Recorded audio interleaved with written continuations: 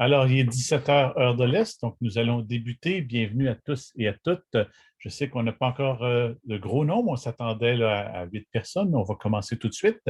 Et un rappel aussi que cet atelier va être enregistré, donc si vous avez des collègues, des amis, de la famille qui pourront en profiter, bien l'atelier va être disponible ensuite sur le site de l'OSCM sous forme d'une vidéo YouTube, donc vous pouvez toujours le partager.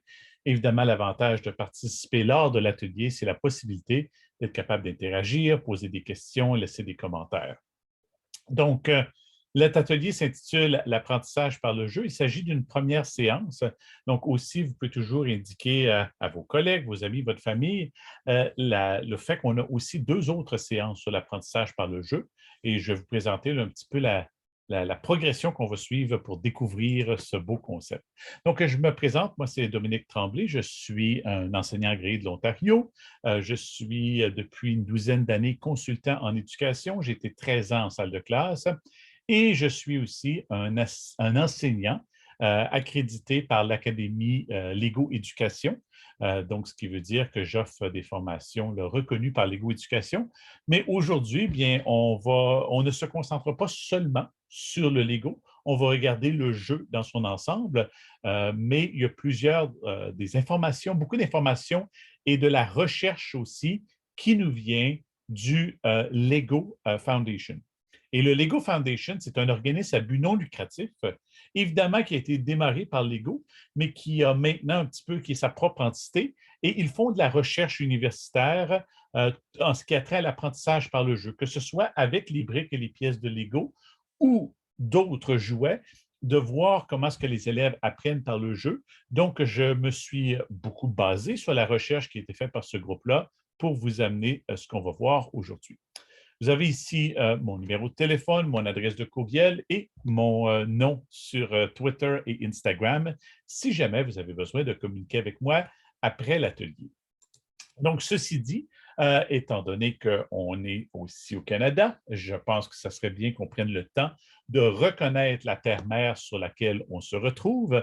Moi, je diffuse aujourd'hui à partir de Belleville, en Ontario, qui est tout près de la réserve des Mohawks de Tyendinaga.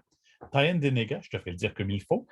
Et ici, vous avez là un genre de petite pensée qui nous permet de réfléchir au fait que nous nous retrouvons sur des terres, pour la plupart qui sont non cédées, et qu'on apprécie de pouvoir vivre dans la nature et utiliser ces terres.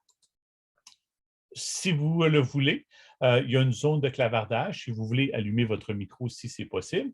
Mais il y a une zone de clavardage où vous pouvez nous indiquer qui vous êtes. Vous voyez qu'ici, avec les mini-figurines de briques Lego, j'ai tenté de montrer qu'on a une diversité de gens qui se retrouvent dans nos ateliers. Et c'est toujours intéressant de savoir qui vous êtes, qu'est-ce que vous faites au niveau de l'enseignement. Donc, n'hésitez pas à prendre un petit peu de temps dans la zone de clavardage pour vous présenter. Un rappel aujourd'hui que les ateliers vous sont offerts gratuitement grâce à 3 partenaires. Donc, les technologies Dell qui nous offrent ces ateliers, un groupe de consultants qui s'appelle le Advanced Learning Partnerships, qui est un groupe de consultants au Canada et aux États-Unis, qui fait partenariat avec Dell pour offrir du perfectionnement professionnel aux éducateurs, aux enseignants, aux parents qui s'intéressent à l'éducation. Et aujourd'hui, plus spécifiquement, l'atelier et ce réseau d'apprentissage et tous les ateliers que nous offrons dans le cadre de ce partenariat-là sont offerts par l'OECM, qui est un organisme ontarien et qui offre de plus en plus de perfectionnement professionnel en anglais comme en français. Si ça vous intéresse de savoir qu'est-ce que c'est Advanced Learning Partnerships, bien, Advanced Learning Partnership, c'est, comme je vous disais, c'est un groupe de consultants. Et je pense que vous voyez ici, là, on mentionne beaucoup ensemble. Hein? Donc, c'est vraiment un groupe de consultants qui veut que la communauté d'éducateurs travaille ensemble pour perpétuer la confiance, pour chérir la valeur des personnes, reconnaître l'importance des personnes dans le travail qu'on fait, l'importance de saisir les opportunités lorsqu'elles se présentent avec nous, à nous, et de servir aussi avec gratitude. Je vous ai mentionné au départ que l'atelier serait enregistré, donc sachez que si jamais vous choisissez d'allumer votre micro ou d'allumer votre caméra, bien l'atelier, il est enregistré, donc votre visage ou votre voix pourrait faire partie de l'enregistrement. Si c'est quelque chose que vous ne voulez pas, bien, vous pouvez participer dans la zone de clavardage. De cette façon, votre visage ou votre voix ne se retrouvera pas dans l'enregistrement final qui va être publié sur YouTube. Je vous invite aussi à utiliser les différents outils de Zoom. Donc, si vous avez besoin de vous mettre en sourdine, vous avez le petit bouton Mute.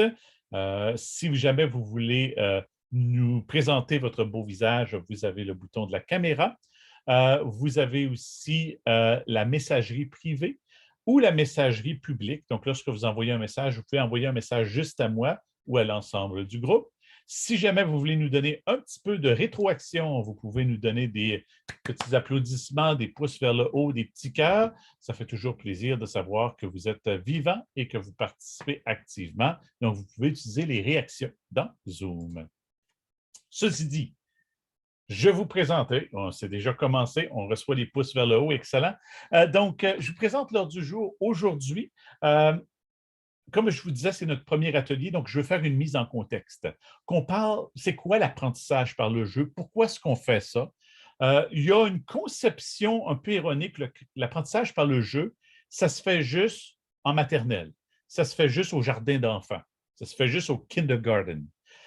Mais l'apprentissage par le jeu, ça peut se faire jusqu'à la fin du secondaire et même à l'âge adulte. Donc, on va regarder ça un petit peu. Évidemment, on va parler du jeu dès la naissance du bébé, mais on va regarder comment est-ce qu'on peut pousser ça plus loin et l'intégrer dans nos classes. On va aussi regarder les différents parfums, les différentes versions de l'apprentissage par le jeu pour se donner une définition. On va regarder aussi votre expérience personnelle avec le jeu. Comment est-ce que vous avez vécu le jeu dans le passé en tant qu'élève? Et on va regarder aussi les caractéristiques de l'apprentissage par le jeu. Il y a 5 caractéristiques très importantes qui viennent définir le jeu, qui viennent le caractériser pour s'assurer qu'on est dans la bonne voie lorsqu'on fait de l'apprentissage par le jeu avec nos élèves. Et finalement, et ça c'est ma partie préférée, il existe un concept qu'on appelle en français le flux. Et c'est le mot qui est utilisé par les psychologues et les pédagogues. En anglais, on l'appelle le flow, F-L-O-W. Et lorsque notre enfant est en situation d'apprentissage par le jeu, on veut s'assurer qu'il demeure dans le flux ou dans le flow, comme on dit en anglais. Et je vais vous le présenter, c'est un des concepts. Lorsque j'ai fait ma formation de formateur accrédité chez Lego Éducation, qui m'a le plus réveillé et qui me permet maintenant de mieux intervenir auprès des enfants qui sont en train de faire de l'apprentissage par le jeu pour s'assurer qu'ils ne se frustrent pas, qu'ils peuvent bien travailler, qu'ils peuvent faire des apprentissages signifiants. Donc, ça, c'est un petit peu notre heure du jour pour la rencontre d'aujourd'hui. Je vous ai dit que c'est un atelier en 3 rencontres. On va avoir 3 jeudis. Donc, aujourd'hui, on fait notre mise en contexte. C'est le premier atelier. C'est 3 ateliers d'environ 1 heure. La semaine prochaine, jeudi prochain, on regarde l'apprentissage par le jeu, mais en action. On va aller chercher des exemples concrets de comment est-ce qu'on peut faire ça avec nos enfants, qu'on soit parents, qu'on soit enseignants, comment est-ce qu'on amène l'apprentissage par le jeu et qu'on s'assure en même temps qu'il y a des apprentissages qui se font. Et finalement, lors de la 3e semaine, on va regarder la mise en œuvre. Comment est-ce que je mets ça en œuvre pour que ça fonctionne dans ma classe, pour que ça fonctionne avec mes élèves ou avec mes enfants? Donc, on va vraiment traiter de la mise en œuvre. Quand on m'a dit « Hey, Dominique, on te donne 3 heures pour parler de l'apprentissage par le jeu », ça me fait plaisir parce que vous savez que l'OECM, on nous offre aussi les webinaires d'1 heure. Et je me disais, tout couvrir ça dans 1 heure, ça va être trop rapide, mais là, ça nous permet de bien digérer la matière, de bien explorer les exemples, de prendre le temps de réfléchir. On oublie souvent, en tant que pédagogue, de prendre le temps de réfléchir. Donc, je commence tout de suite par une petite citation. qui nous vient du MIT Media Lab. C'est un professeur qui fait de la recherche sur l'apprentissage avec les briques et les pièces de Lego. Et je vous ai mis à droite ici une traduction libre là, de sa citation. Donc, je ne la lirai pas en anglais, mais vous avez la citation officielle du chercheur ou du professeur, et ici, vous avez ma traduction libre. Donc, plutôt que de pousser les enfants à penser comme des adultes, nous ferions mieux de nous rappeler qu'ils sont de grands apprenants et de nous efforcer de leur ressembler davantage. Et souvent, avec le système scolaire, où on a un enseignant au tableau avec les élèves dans des pupitres en rang d'oignon, on est en train de forcer un mode d'apprentissage qui est un mode d'apprentissage adulte. On est en train de forcer ça chez les enfants. Pourtant, les enfants, comme on dit, ce sont des apprenants incroyables. Hein? Avant qu'ils rentrent dans le système scolaire, imaginez tout ce que ces enfants-là ont appris. Les apprentissages qui se font entre 0 et 5 ans sont incroyables. Et tous ces apprentissages-là se font par l'expérience, en utilisant les 5 sens, en jouant, en s'amusant, et aussi en vivant des frustrations, en tombant, en se blessant aussi. Mais l'élève fait énormément d'apprentissage. Donc, si on peut, à l'école primaire, au moyen, à l'intermédiaire et même au supérieur, au secondaire, si on peut modeler ça et on peut amener ce mode d'apprentissage-là chez nos enfants, je pense que ça vaut la peine. Parce qu'on voit que ça fonctionne de 0 à 5 ans. Pourquoi pas continuer ce mode d'apprentissage? Donc, j'ai bien aimé là, cette citation-là qui nous vient d'un professeur au MIT Lab. Et je vous ai dit qu'on allait commencer dès la naissance. L'apprentissage par le jeu commence dès la naissance. Hein? Ce n'est pas long après la naissance que les enfants vont commencer à ramasser des objets, à goûter, à sentir. Ils vont utiliser leurs 5 sens au maximum pour faire des apprentissages très, très importants. Et tout ça, ça se fait, ce n'est pas toujours initié par un adulte. C'est souvent initié par l'enfant. L'enfant va vouloir toucher, va vouloir ramper, va vouloir sentir, va vouloir amener des objets à sa bouche. L'enfant est l'initiateur et l'instigateur dans ses apprentissages à un très, très jeune âge. Il y a même des recherches qui nous démontrent qu'un jeune bébé qui vient juste de sortir du ventre de sa mère préfère la voix d'un humain à n'importe quel autre son. C'est-à-dire que dès ce jeune âge-là, l'enfant a déjà appris à reconnaître la différence entre un son artificiel et un son qui est produit par un être humain. Donc, c'est un apprentissage par l'expérience qui se fait à un très, très jeune âge. Donc, essayons de continuer à faire ces apprentissages-là. Et moi, je vais vous dire, l'apprentissage par le jeu peut continuer tout au long de notre vie. J'ai choisi spécifiquement cette photo-là parce qu'on voit ici des adultes plus âgés, hein, des personnes âgées qui ont encore le plaisir de jouer et de s'amuser. Et là, j'ai choisi un jeu d'échecs, mais ça pourrait être différents jeux. Donc, on continue tout au long de notre vie à s'amuser. Et j'en suis coupable et fier en même temps moi-même. Pour ceux qui me connaissent et qui m'ont déjà visité, vous savez que en plus de mon travail, qui demande du jeu, parce que je prône l'apprentissage par le jeu, vous savez que j'apprends continuellement par le jeu, par moi-même. Donc, j'ai des briques et j'ai des pièces de Lego. J'utilise ma créativité, ma pensée critique, ma résolution de problèmes pour faire des montages avec des pièces de Lego.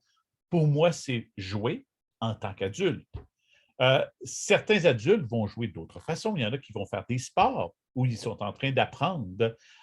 Et apprendre, ce n'est pas toujours juste des connaissances sur le plan cognitif. Hein? On peut apprendre des mouvements, on peut apprendre un instrument de musique.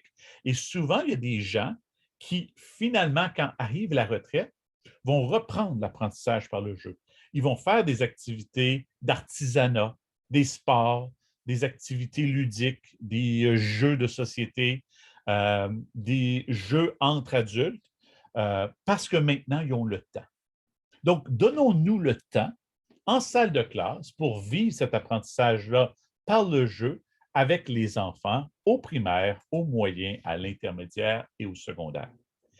Qu'est-ce que ça va faire d'amener l'apprentissage par le jeu dans votre salle de classe? Mais je pense qu'un des mots les plus importants de l'apprentissage par le jeu, c'est la motivation. Un élève qui s'amuse, un élève qui démarre lui-même une activité d'apprentissage en faisant un jeu est beaucoup plus motivé qu'un élève qui se fait constamment dire par son enseignante quoi faire. C'est un peu la même chose à la maison. Des élèves, des enfants à qui on leur permet de choisir un jeu et d'en profiter vont être beaucoup plus motivés que si on leur force à faire certaines activités. Autre chose aussi, lorsqu'on fait de l'apprentissage par le jeu, on apprend à devenir un apprenant à vie. C'est-à-dire que l'apprentissage ne se termine pas en 12e année ou à la fin du collège ou de l'université. L'apprentissage perdure pour toujours. Donc, en faisant de l'apprentissage par le jeu, l'enfant réalise qu'il peut apprendre à vie et on espère que lorsqu'il va avoir terminé son apprentissage formel dans le système scolaire, va continuer à avoir ce désir d'apprendre. Personnellement, je sens que j'ai ce désir d'apprendre. Hein? Je veux apprendre au sujet de toutes sortes de sujets, la politique, hein? Je veux apprendre au sujet des sciences, je veux apprendre des nouveaux langages de programmation, je veux apprendre des nouvelles langues. Hein? C'est pour ça que je m'inscris à des sites, je me télécharge des applis qui me permettent d'apprendre des nouvelles langues. Donc, en amenant l'apprentissage par le jeu et en augmentant la motivation des enfants, il y a plus de chances qu'ils deviennent des apprenants à vie. Et ça a l'air simple. J'ai mis quelques photos ici des jeunes qui jouent avec un genre de parachute et des jeunes qui jouent dans une structure de jeu. Mais déjà là, ces jeunes-là sont en train de faire des apprentissages importants. Hein? Par exemple, les jeunes avec le parachute, en jouant, sont en train d'apprendre au sujet des propriétés de l'air, sont en train de faire des observations sur les propriétés de l'air, sur la gravité. Le jeune qui est en train de jouer dans la structure de jeu, elle est en bois, peut-être qu'il va s'écorcher un doigt. Il va apprendre au sujet de la texture des matériaux, par exemple. Hein? Puis oui, on a tout l'aspect joie et ça arrive des fois qu'on a des choses moins joyeuses qui se passent dans une situation de jeu, mais on en fait des apprentissages.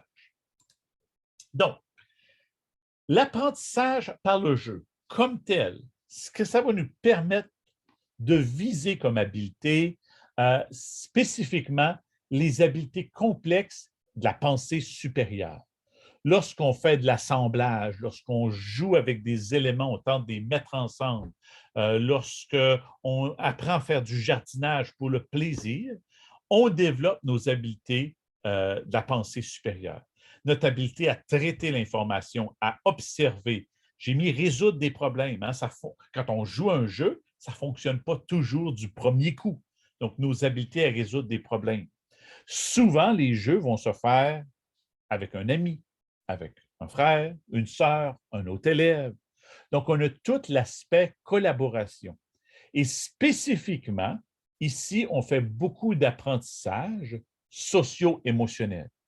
Apprendre à partager, apprendre à communiquer avec les autres, apprendre à diviser la tâche, à apprendre à ne pas être frustré lorsqu'on a un ami qui joue avec nous.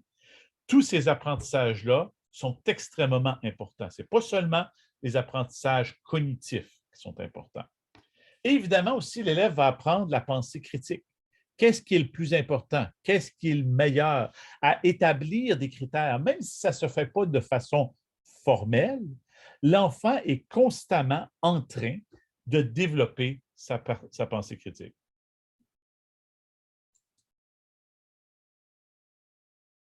Je veux juste être certain que vous m'entendez encore. Ça me dit que j'avais été débranché. Si vous pouvez me donner des petits pouces vers le haut, ça serait apprécié. On t'entend bien. OK, parfait. Donc, Vous voyez qu'ici, on a un jeune qui s'amuse à faire de la construction avec du bois, des vis et tout ça, mais en même temps, il est en train de mettre des habiletés socio-émotionnelles et des apprentissages cognitifs et des habiletés à résolution de problèmes dans son cerveau. Ça se passe de façon beaucoup plus naturelle que dans une salle de classe. Et là, je veux qu'on prenne le temps, ensemble, de regarder des situations d'élèves qui ne sont pas nécessairement en salle de classe. Des élèves qui sont en train, des enfants, qui sont en train de vivre des situations de jeu et d'essayer de penser à quels concepts sont en train d'apprendre ces enfants-là. Donc, si j'apprends, on va à la plage, là. On joue dans le sable, on joue dans l'eau, la mer et tout ça. Quels sont certains des concepts qui pourraient se retrouver dans nos programmes d'études, que ce soit en sciences, en études sociales, en mathématiques, en art? Il y a des concepts ici qu'on est en train d'apprendre. Je peux le partir, mais si ça vous tente de participer dans le clavardoir, n'hésitez pas à le faire. Donc, par exemple, moi ici, je vois des concepts tout de suite, la texture, la transparence, les bulles, les propriétés de l'air, les propriétés de l'eau, la force, le concept de force ici. Moi, quand j'étais jeune, j'adorais faire des réseaux, des systèmes hydrographiques. J'étais en train de faire mon système hydrographique 8e année en étant un enfant de 3 ans à créer des parcours d'eau. J'apprenais au sujet de la gravité, j'apprenais au sujet de l'écoulement de l'eau.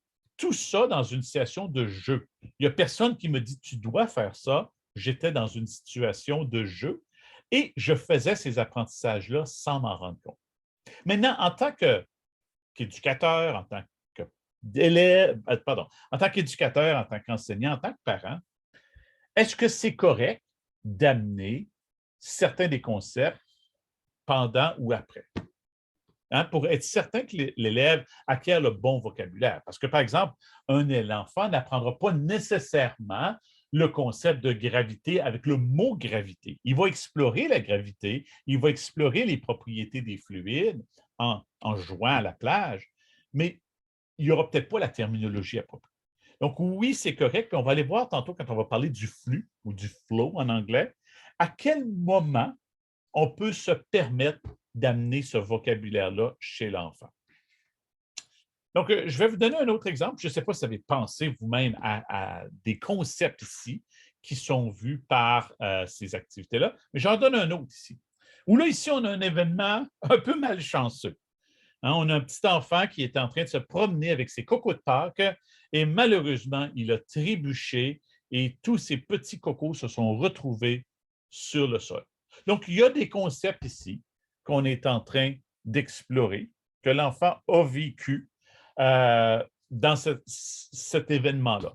Puis il était probablement très joyeux avant que cet événement-là se passe. Il était probablement en train de courir avec ses petits cocos, mais il a vécu ici un petit événement qui va lui faire des apprentissages. Donc, si on pense à certains des apprentissages que l'enfant va faire ici, on a certainement la gravité. Les cocos sont tombés sur le sol. L'enfant a trébuché.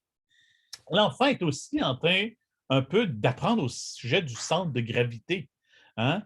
S'il avait, par exemple, placé ses jambes un peu plus éloignées les unes des autres et qu'il avait baissé un peu, en s'accroupissant un peu, en courant, il aurait eu moins de chances de tomber. Il apprend au sujet de la vitesse aussi. Lorsqu'on va courir plus vite, on est plus instable que si on marche à une vitesse plus raisonnable.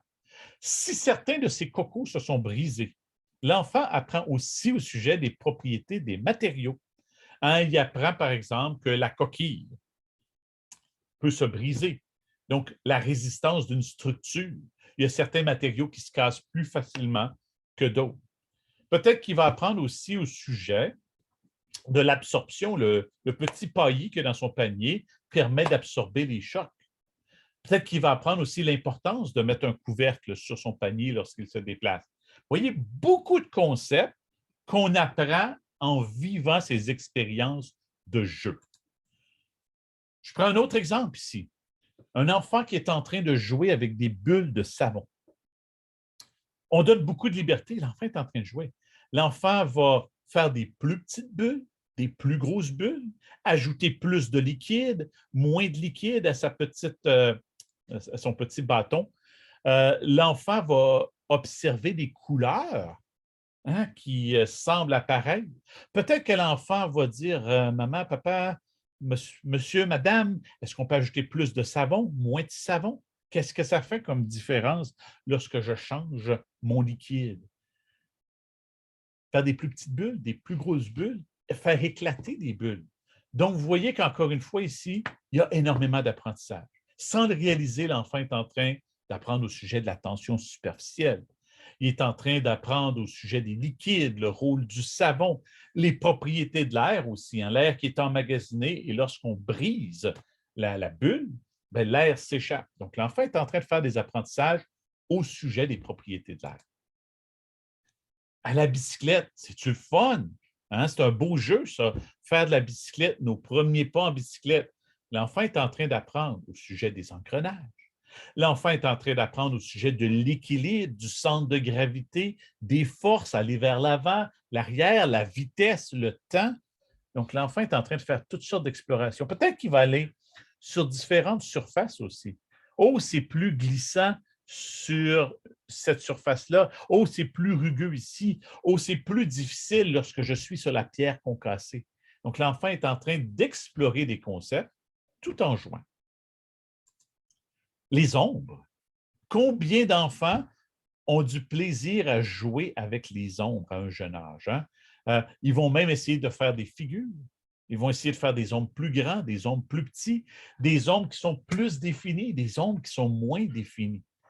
Énormément d'apprentissage sur des concepts comme les propriétés de la propagation rectiligne de la lumière, les sources de lumière, une source de lumière, deux sources de lumière, la hauteur du soleil dans le ciel.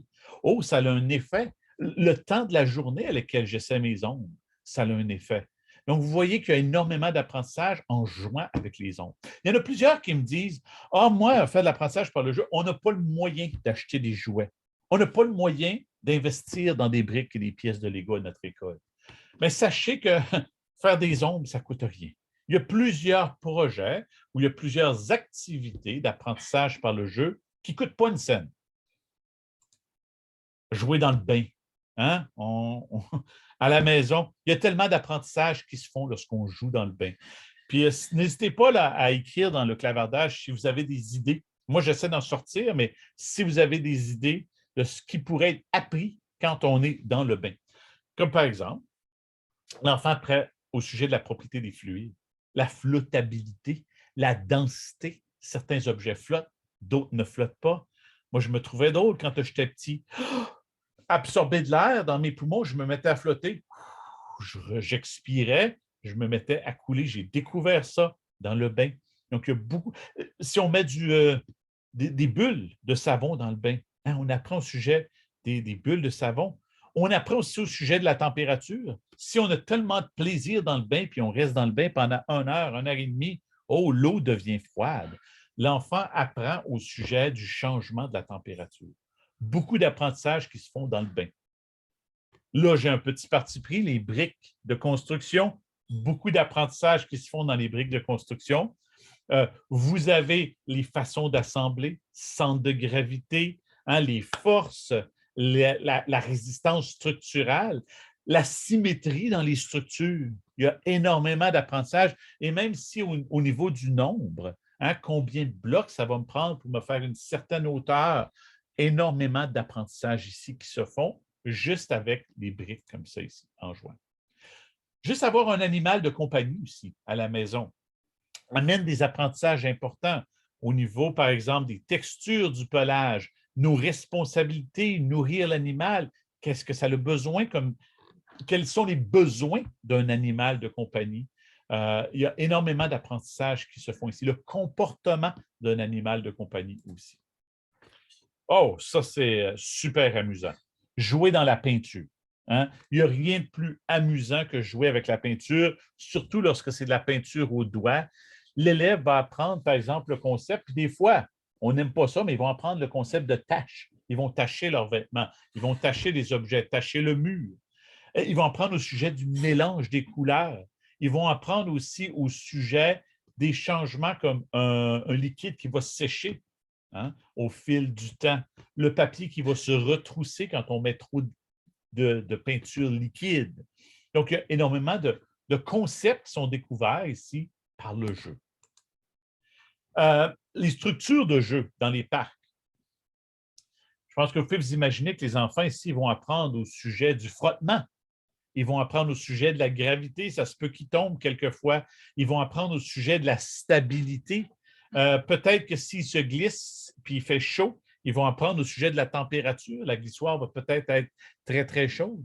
Ils vont peut-être apprendre au sujet des forces de tension, de torsion, de cisaillement, de compression en vivant les différentes parties du jeu. Ils vont peut-être apprendre aussi au sujet de leur corps, du corps humain, le mouvement, le système musculo-squelettique. Donc, énormément d'apprentissages qui se font ici, d'une structure de jeu. Et même ici, des jeunes qui sont en train de découvrir la planche à roulettes, peut-être, là, on arrive à des jeunes un peu plus vieux qui vont découvrir, encore une fois, plusieurs concepts en sciences, les structures, les forces, le mouvement, la vitesse, la stabilité. Donc, énormément de concepts ici qui se retrouvent dans ces jeux-là. Donc, j'espère que je vous ai convaincu que dès un jeune âge, les enfants découvrent et apprennent par le jeu au sujet du monde qui les entoure. Et j'espère que j'ai réussi à vous convaincre aussi que quand je parle d'apprentissage par le jeu, ça ne veut pas dire qu'il faut aller dépenser des fortunes chez Toys R Us ou des fortunes en jouets pédagogiques ou jouets éducatifs. Le jeu existe tout autour de nous.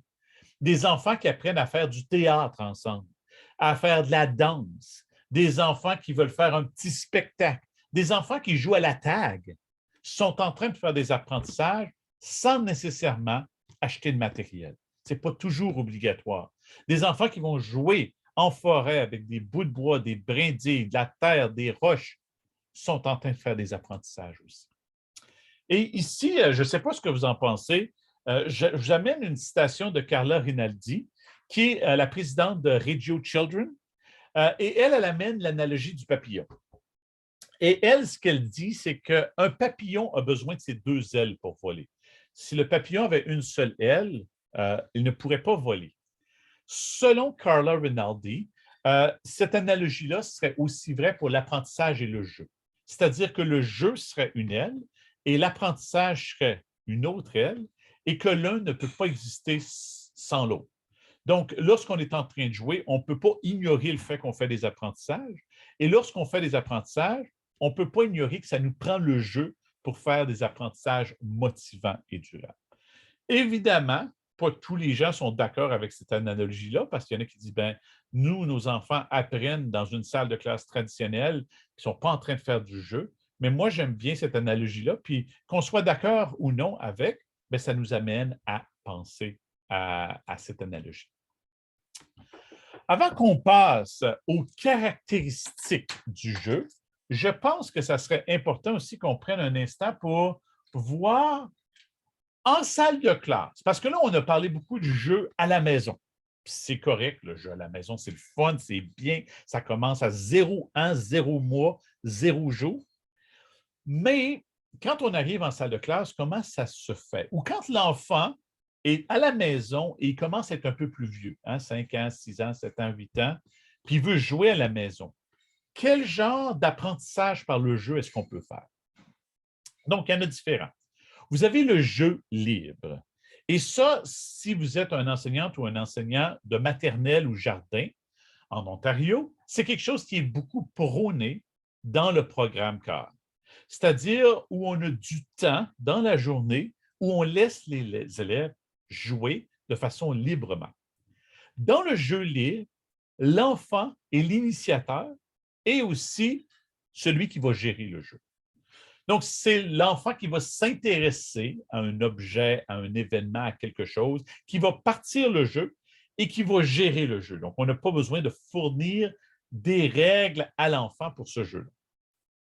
Évidemment, quand on arrive au cycle primaire moyen avec des enfants plus vieux, ça peut devenir difficile de faire juste du jeu libre tout en respectant les attentes du programme CARE. Par contre, il n'y a rien de mauvais à garder certains moments de la journée où on fait du jeu libre, où on permet aux élèves d'exprimer leur créativité, d'exprimer leur fibre entrepreneuriale, et on agit plus comme un facilitateur s'il y a des problèmes. Mais je ne vous cacherai pas que pour être capable de couvrir nos attentes et nos contenus du programme cadre, parfois on est obligé de passer au jeu guidé ou même au jeu dirigé. Donc, qu'est-ce que c'est le jeu guidé? Le jeu guidé, c'est un jeu qui est initié par l'enseignant. C'est souvent des défis. Et les élèves, je vous mets au défi de tout ça, c'est l'élève qui gère le déroulement du jeu. C'est parfois l'élève qui va même gérer les règlements du jeu, les règles du jeu. Mais c'est l'enseignant qui amène un petit peu l'élément déclencheur et qui parle les élèves. Dans le jeu dirigé, bien là, l'enseignant va initier le jeu et il va le gérer. Il va donner un certain temps, ensuite étape numéro 2, étape numéro 3. Si on s'imaginait, par exemple, juste, parlons des briques et des pièces de Lego, vous savez que je suis un gros fan, si j'avais des briques et des pièces de Lego qui traînaient dans ma classe et que tout d'un coup, les élèves se mettent à jouer et choisissent de me faire, par exemple, un carrousel. Ils ont fait du jeu libre.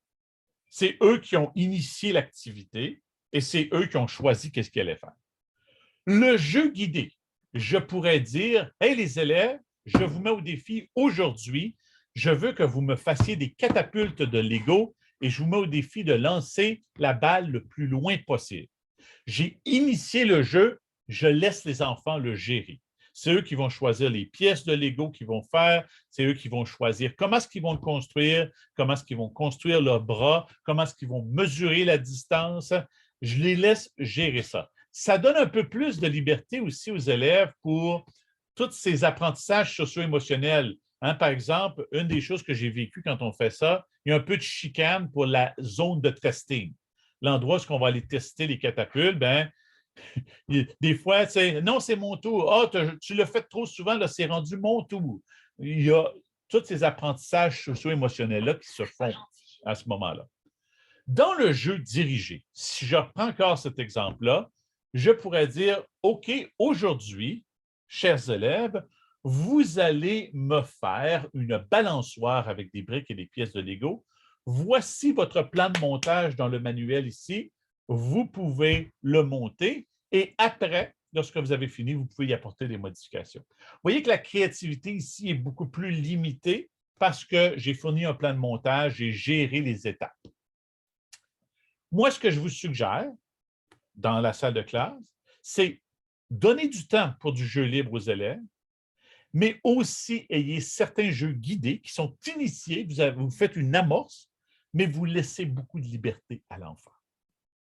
Ceux qui ont fait la formation en éducation entrepreneuriale la semaine passée, vous avez probablement vu que les deux animateurs parlaient beaucoup de l'élève instigateur, hein, des activités initiées par l'élève. Mais dans l'apprentissage par le jeu, on peut en avoir qui ressemblerait beaucoup à l'éducation entrepreneuriale où c'est initié par l'élève, mais on peut aussi y aller un peu avec le jeu guidé parce que veut pas, on a quand même des attentes à respecter envers notre programme d'études.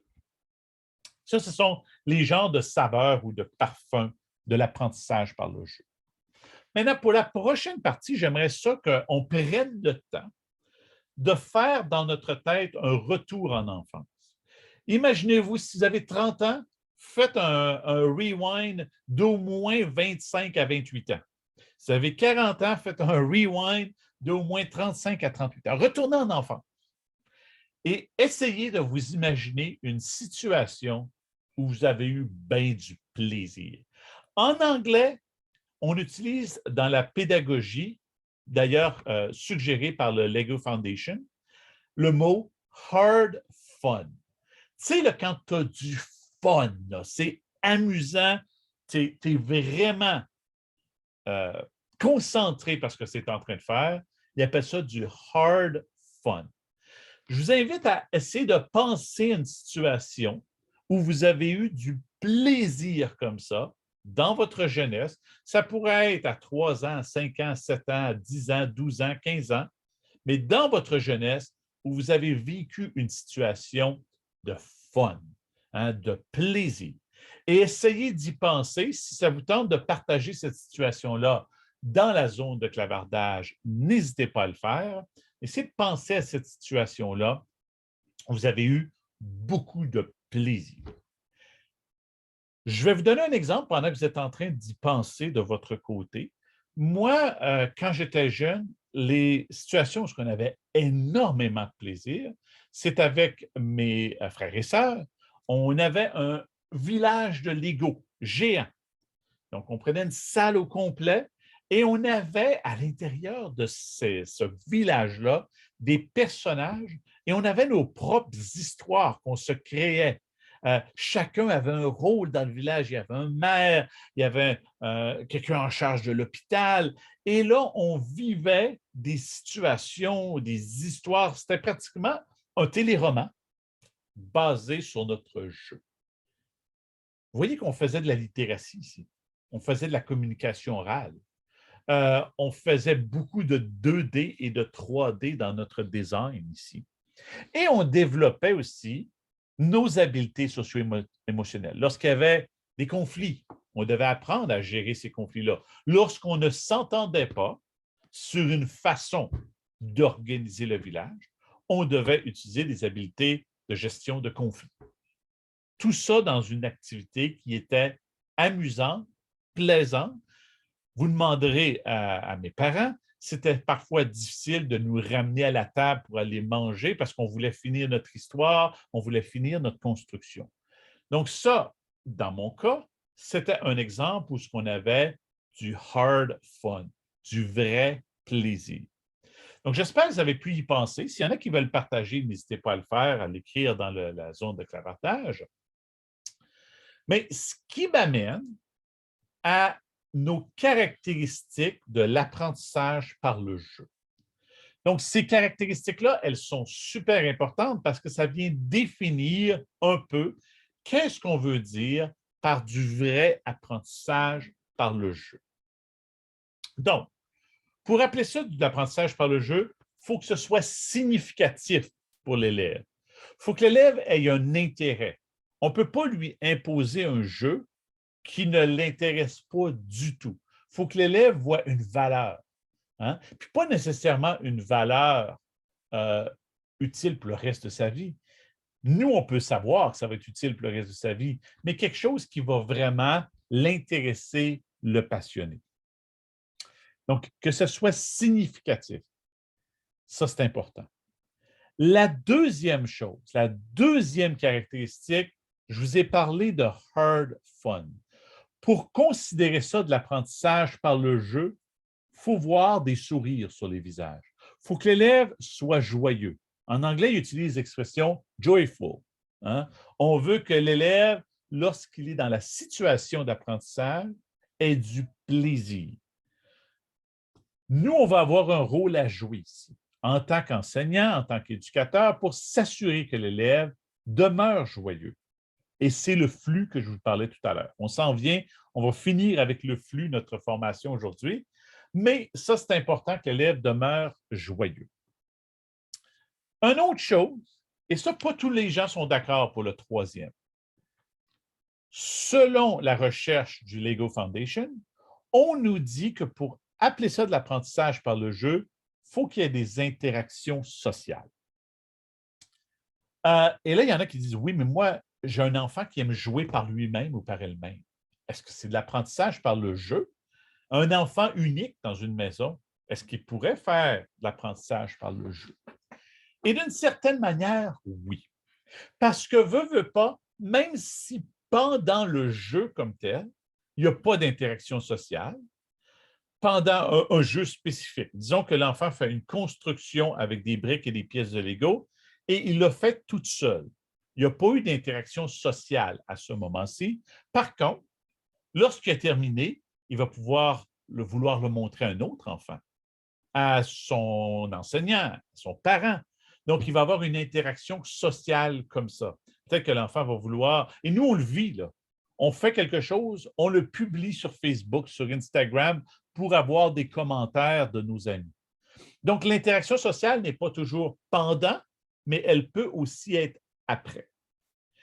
Mais ce qui m'amène à dire qu'on devrait souvent mettre les élèves dans des situations de jeu qui incluent des interactions sociales parce que l'élève fait des apprentissages socio-émotionnels très, très importants. Que ce soit, comme vous avez vu, de les amener au parc, il y a des interactions sociales, à la plage, il y a des interactions sociales, dans la cour de récréation à l'école, il y a des interactions sociales et les élèves sont en train de jouer tout en vivant ces interactions sociales. L'élève doit être engagé de façon active. L'élève doit s'investir pour que ce soit du jeu.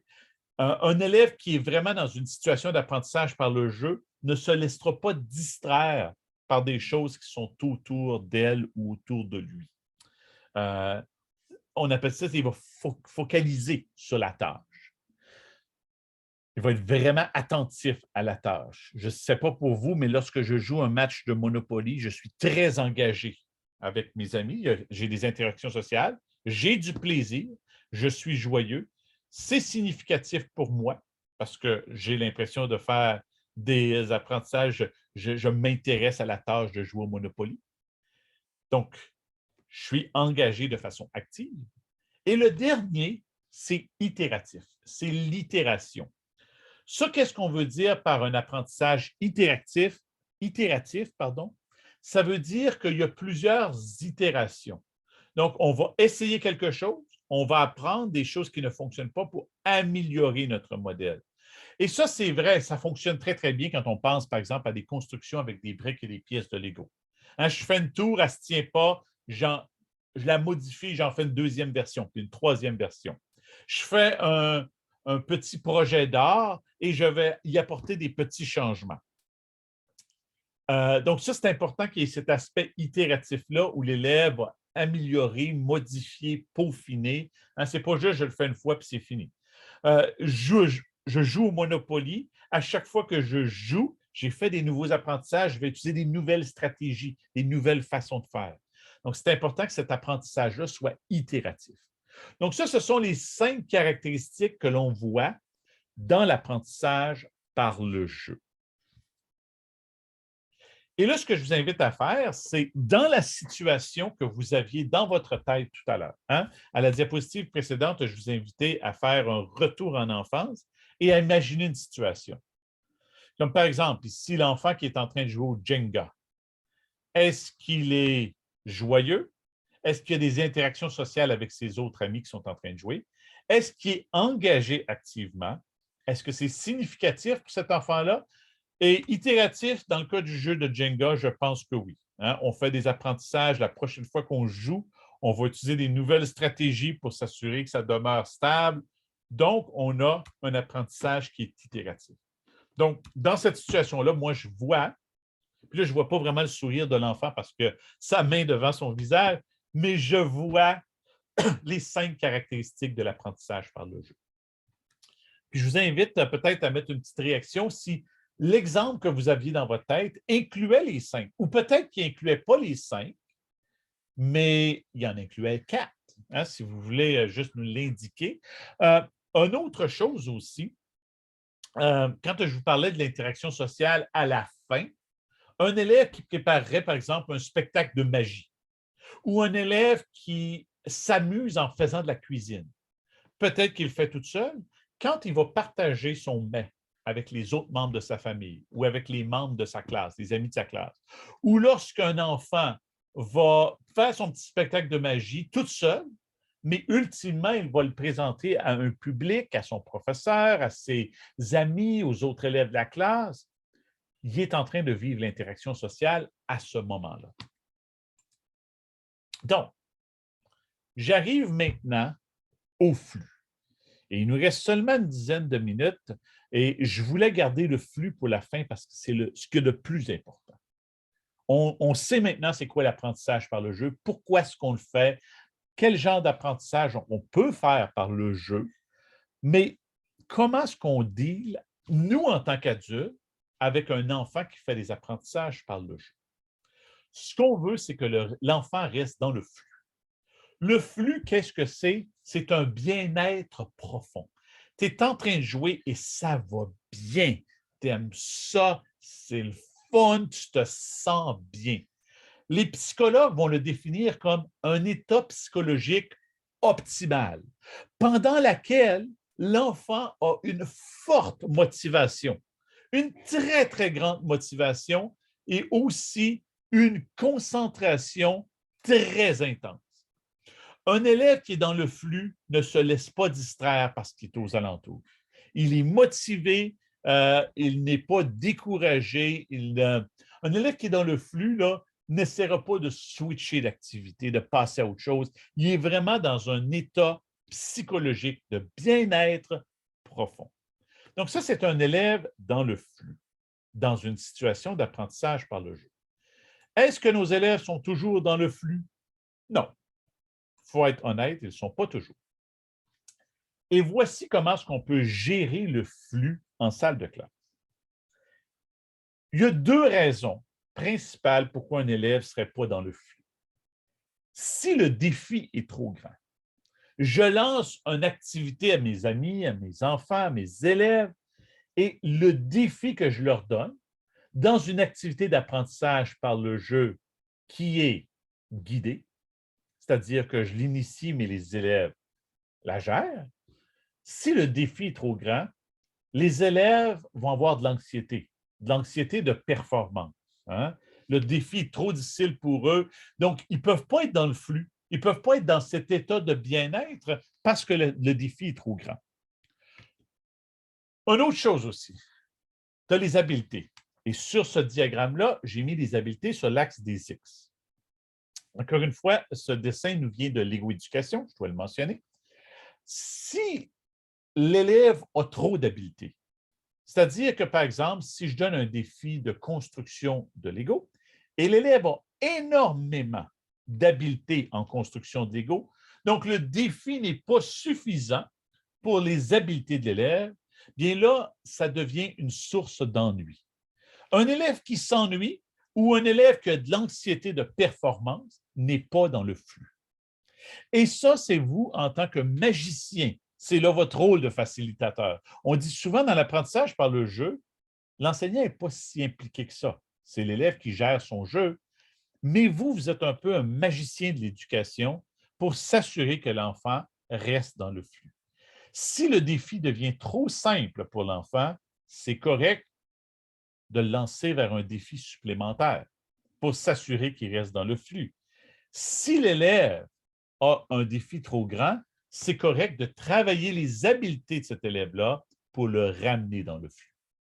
Donc, un élève qui se retrouve dans cette zone où il y a les habiletés et les défis qui concordent ensemble est dans le flux.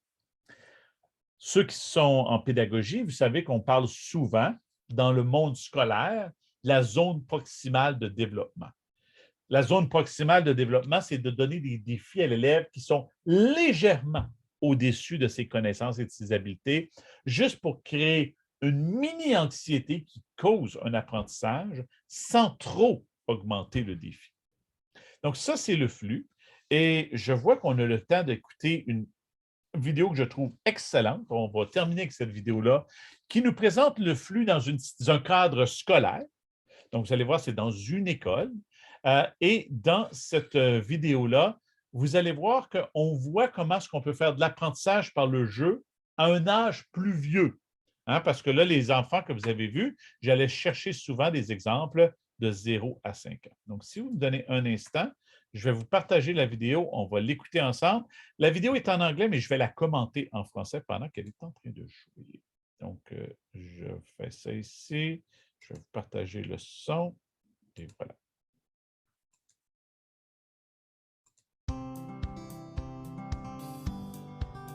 The concept of flow, Le concept of flow, qui est le flux en français. initially described by Mihaly Csikszentmihalyi in 1991, examines human happiness and how it can be attained. This concept has been applied to a range of different topics, such as the joy of work, play, creative expression, and learning. It has been proven that flow strengthens the learning process, and theories and research related to this concept are central to the LEGO education approach to learning. Flow is an individual state of mind in which a person is fully immersed in an activity, and research has found that perfect learning conditions are achieved when there is a balance between a person's skills and the challenges they meet without distractions. This state of mind is optimal for learning. Because then it would never bump into that. Problem fixed. If the student's skill level outweighs the challenge, they will be understimulated and become bored. If the challenge outweighs the student's skill level, they will be overstimulated and become anxious and avoidant. So we can see that perfect learning conditions are achieved when there is a balance between a student's skills and the challenges they meet. To get the most out of the learning situation, there are some things to take into account. There has to be a focus on a low entry level in the given task that will secure immediate success for everyone. Then the activity should be scalable to meet a higher complexity level, where every student can be challenged on their individual level. We call this low floor and high ceiling. To make this happen, the activity a student is engaged in will have to be facilitated in a way that pushes the student to the limit of their capabilities. This will require focus and engagement.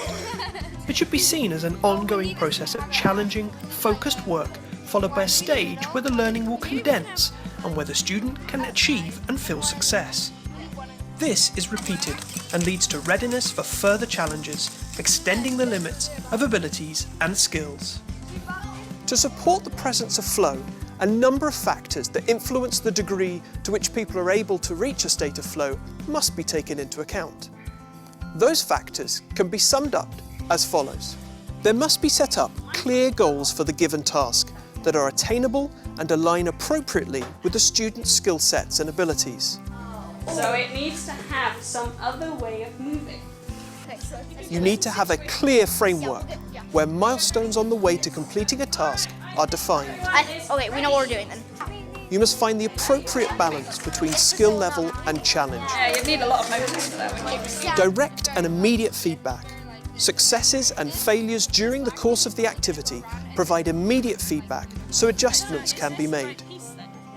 Because what you need, by the sounds of it, what you need is something that's got in the middle. A sense of personal control or autonomy over the situation or activity. No unnecessary disturbances. Don't interrupt students in flow. Wait to give feedback when it is needed. The activity is intrinsically rewarding. To ensure students are in a good state of flow, we need to carefully plan activities that make sure everybody knows the learning objectives. To ensure a high level of ownership, we need to make sure we're planning open-ended challenges that everybody can engage with. Okay, we have a robot. This process needs good facilitation to make sure everyone stays in that state of flow and has energy for the task.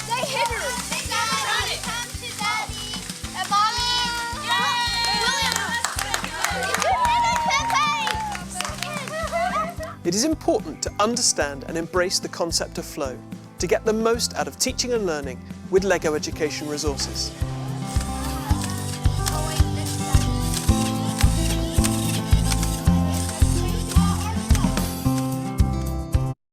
Donc, vous voyez qu'ici, la vidéo parlait spécifiquement de Lego Éducation, mais je pense que vous comprenez le concept qu'on veut que l'enfant demeure dans le flux. Et je pense que les mots les plus importants qui ont été dits par le présentateur ici, des activités où le plancher est bas, c'est-à-dire que les élèves peuvent facilement rentrer dans l'activité, la marche n'est pas trop haute pour commencer l'activité, mais qu'il y a un haut plafond. Ça veut dire que les possibilités de rendre la tâche plus complexe sont illimitées. La tâche, elle est flexible. Et un élève qui est dans le flow, c'est-à-dire qui fonctionne bien, qui a de la joie et tout ça, on ne l'interrompt pas. Ce n'est pas le temps d'aller lui parler, on lui laisse vivre cet état de flux et on va intervenir quand on parle de rétroaction rapide avec les élèves qui sont en train de vivre la frustration, sans nécessairement leur donner la réponse, d'être capable de les ramener dans le flux, soit en leur fournissant des suggestions ou en leur donnant les habiletés ou les connaissances nécessaires pour qu'ils puissent terminer la tâche. Donc, ceci dit, c'est ce que j'avais à vous présenter aujourd'hui. J'espère que vous avez apprécié l'atelier. Moi, je vais vous donner ici le formulaire de rétroaction. Donnez-moi un instant, je vais vous mettre ça dans le clavardage. Ce serait important que vous preniez le temps de remplir ce formulaire-là. Je vais vous mettre le lien, ça ne sera pas long. Et voilà. Et comme je vous dis, on a eu un faible taux de participation aujourd'hui, mais ce que je vous invite à faire, c'est encourager vos collègues, vos amis à venir se joindre à nous la semaine prochaine et la semaine suivante. Nous allons avoir 2 autres ateliers où on va aller plus loin, on va aller voir comment est-ce qu'on met ça en œuvre avec nos élèves, parce que là, on a vu quand même beaucoup sur la mise en contexte et l'apprentissage par le jeu, mais comment est-ce qu'on fait ça directement dans une salle de classe. Donc, j'espère que vous avez appris beaucoup. Ça me fait plaisir d'être avec vous et on se revoit la semaine prochaine.